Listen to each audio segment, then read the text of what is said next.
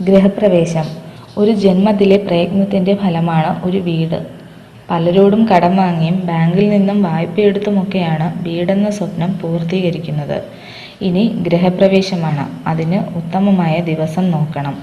ആശകൾക്ക് അതിരുകളില്ല, മോഹങ്ങൾക്ക് കടിഞ്ഞാണുമില്ല.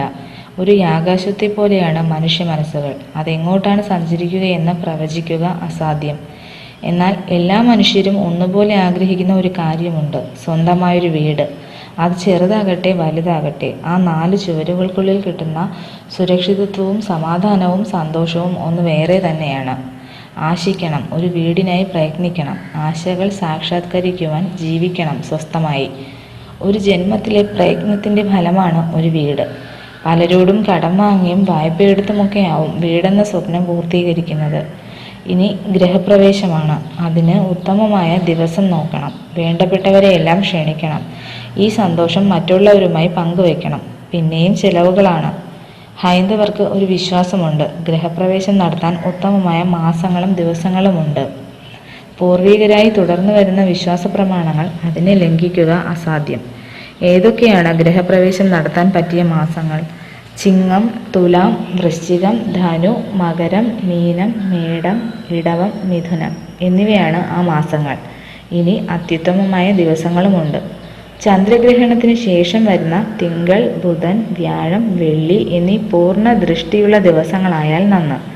എന്നിരിക്കലും ജ്യോതിഷ വിഷയങ്ങളിൽ അവഗാഹമുള്ള ഒരു ജ്യോത്സ്യനെ കണ്ട് ഗൃഹപ്രവേശത്തിനുള്ള മുഹൂർത്തം കുറിപ്പിക്കുകയാകും നല്ലത്.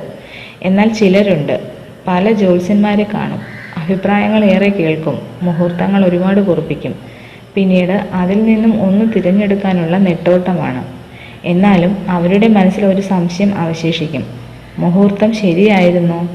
ഈ പ്രവണത ഒട്ടും നന്നല്ല. ആർക്കും ഒരു ഗുണവും ഉണ്ടാകുകയുമില്ല. ഭാവിയിൽ അശുഭകരമായ എന്തെങ്കിലും സംഭവിച്ചാൽ മുഹൂർത്തത്തെ പഴിക്കാനേ നേരം കാണൂ. ഗൃഹപ്രവേശ ദിവസം എന്തൊക്കെ കാര്യങ്ങളാണ് ചെയ്യേണ്ടത്? ഉദയത്തിന് മുമ്പായി ഗണപതി ഹോമം നടത്തുക. സർവ്വദോഷങ്ങളും വിഘ്നങ്ങളും അകറ്റുവാൻ വിഘ്നേശ്വരനോട് പ്രാർത്ഥിക്കുക.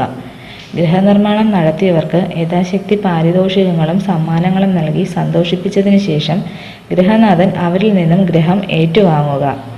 വൃത്തിയായ വീടും പരിസരവും മനസ്സിന് സന്തോഷം നൽകുന്നു.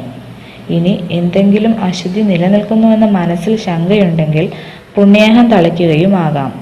പിന്നെ ഗോമാതാവിനെ കുളിപ്പിക്കുക, അവയ്ക്ക് വയർ നിറയെ ഭക്ഷണം നൽകുക തുടങ്ങിയ കാര്യങ്ങൾ ചെയ്താൽ നന്ന്.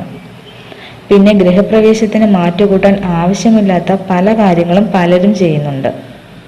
അതെല്ലാം ഇന്നൊരു ആചാരമായി മാറുകയാണോ എന്ന് സംശയിക്കേണ്ടിയിരിക്കുന്നു.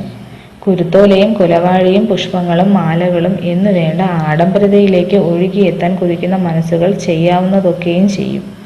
എന്നാൽ സാധാരണക്കാരോ അതിനനുസരിച്ച് തുള്ളാൻ ശ്രമിക്കുമ്പോൾ മടിശീല കാലിയാകുമെന്നോർത്താൽ നന്ന്. പ്രധാന വാതിലിൽ നിറപറയും നിലവിളക്കും ഐശ്വര്യത്തിൻ്റെ പ്രതീകമായി നിലകൊള്ളുമ്പോൾ ഗൃഹനായകനും നായികയും വീടിനെ പ്രദക്ഷിണം വെച്ച് നിശ്ചയിച്ച ശുഭമുഹൂർത്തത്തിൽ തന്നെ ഗൃഹത്തിനുള്ളിൽ പ്രവേശിക്കുക. ഗൃഹനായിക നിലവിളക്കെടുക്കുക. പുരുഷന്മാർ വലതുകാൽ വെച്ചും സ്ത്രീകൾ ഇടതുകാല് വെച്ചുമാണ് ഗൃഹത്തിനുള്ളിൽ പ്രവേശിക്കേണ്ടത്. പലരും ഇക്കാര്യം ശ്രദ്ധിക്കാറില്ല.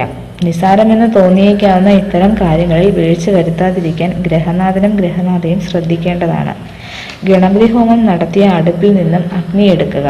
അത് അടുപ്പിലേക്ക് പകരുക. അഗ്നി ജ്വലിക്കട്ടെ, നിറയട്ടെ. പാൽക്കുടങ്ങൾ തിളപ്പിച്ചു വാങ്ങുന്ന പാൽ എല്ലാവർക്കും കൊടുക്കുക. സംതൃപ്തിയോടെ അവരത് കുടിക്കട്ടെ. അതൊരു പുണ്യമായി എന്നെന്നും ഗൃഹത്തെ പ്രകാശമയമാക്കട്ടെ.